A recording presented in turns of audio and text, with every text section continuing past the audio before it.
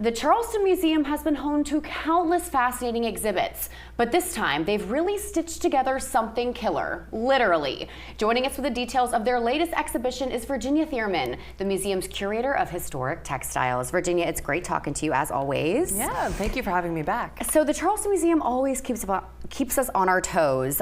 Tell me more about this newest exhibition. Yeah, so this is Lovely and Lethal, Killer Fashions from the collection, and it focuses on three major topics, which is clothes that endanger the wearer, clothes that endanger the maker, and clothes that endanger the natural world, either through pollution of the environment or danger to the animal that it was made from. And so you mentioned the three that you're focusing on, and I want to touch on the first two. So the clothing that endangers the wearer and the maker. Yeah. At the time, did either parties know that these were dangerous?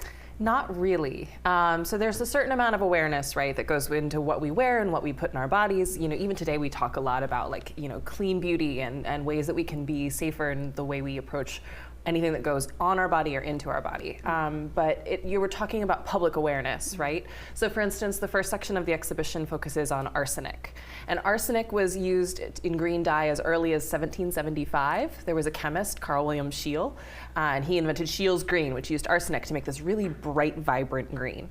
But it really wasn't until like the 1860s that there was kind of a public outcry and a campaign against using arsenic because of certain sensational stories that made their way to the news.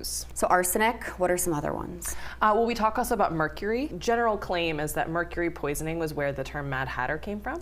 The mercury was used to kind of soften fur into felt to make really good hats, but that mercury exposure over time would lead to things like paranoia, depression, also kind of physical symptoms of all kinds of nasty things. And we've all heard the term Mad Hatter, so now that will never leave my mind. That makes a lot of sense. And also, you said endangered animals. Dive into that a little bit more. Yeah, so of course, when you think about animals and fashion, you probably think about fur and leather, which are some of the obvious ones. We even cover things like shagreen, which is shark leather, and also insects. So there were even a period of time where they were using beetle wings to embellish dresses and other accessories. So we have examples in our collection of items from fashion that use things like leopard fur or mink fur. And also a tortoiseshell fan. Yes. Okay, what's the details? Tortoiseshell is a really fascinating material. So the original word plastic usually just meant something that was bendable and moldable. So in the 18th and 19th century, you could use tortoiseshell because you could heat it and bend it and shape it and carve it. It was very, malleable in making all kinds of different accessories. So we have fans that are made of tortoiseshell. Of course, eyeglasses is one of the more common things that we think of made of tortoiseshell. Today, they're usually made out of acetate because tortoises are protected.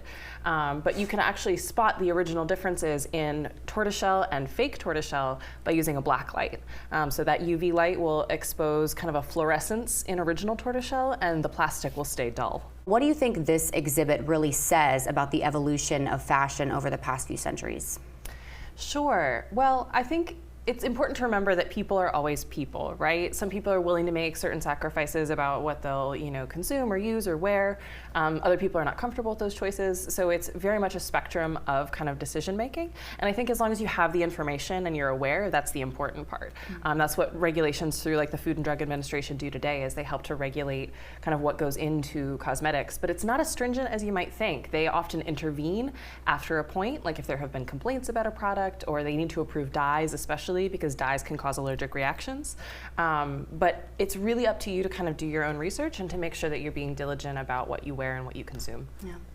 Lovely and Lethal, Killer Fashions from the collection is on exhibit from now until April 20th of 2025. That's correct. Awesome. And more information, charlestonmuseum.org. Virginia, thank you as always. It's a pleasure. Thank you for having me. We're back in 2 minutes.